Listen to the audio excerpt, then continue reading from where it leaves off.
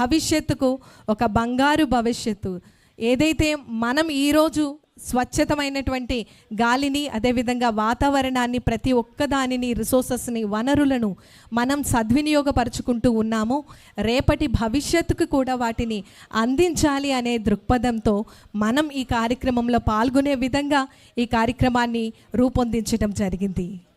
ప్రపంచ పర్యావరణ దినోత్సవాన్ని పురస్కరించుకొని ప్రతి ఒక్కరం కూడా నినాదం చేద్దాం, పర్యావరణాన్ని సంరక్షించుకుందాం, సహజ వనరులను పొదుపుగా ఉపయోగిద్దాం, వ్యర్థాలను తగ్గిద్దాం, నీటిని మరియు శక్తిని ఆదా చేసుకుందాం. ముఖ్యంగా ప్రకృతికి హాని కలిగించేటటువంటి పనులు మనం చేయరాదని ప్రతి ఒక్కరం కూడా బాధ్యతగా ముందుకు సాగాలని ఈ సందర్భంగా తెలియజేస్తున్నాం.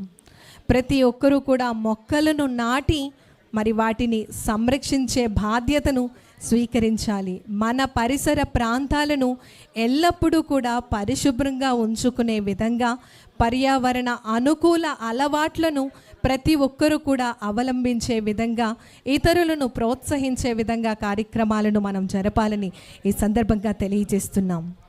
కాలుష్యాన్ని తగ్గించి జీవ వైవిధ్యాన్ని సంరక్షించడానికి మరియు ప్రస్తుతం ఏదైతే మన వనరులు ఉన్నాయో, మనకి అందుబాటులో ఉన్న వనరులను రేపటి తరానికి, భవిష్యత్తుకు అందించాలి.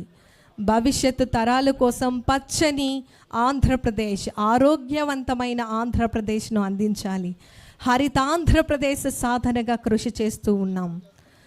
సుస్థిర అభివృద్ధి, స్థిరమైనటువంటి భూమిని నిర్మించడంలో ప్రతి ఒక్కరు కూడా కృషి చేయాలని స్ఫూర్తిదాయకంగా మరి ఈరోజు మన ఆంధ్రప్రదేశ్ రాష్ట్ర గౌరవ ఉప ముఖ్యమంత్రి వర్యులు గౌరవనీయులు శ్రీ కోనిదల పవన్ కళ్యాణ్ గారు నేరుగా ఈరోజు 2.5 crores సీడ్ బాల్స్, విస్తృత స్థాయి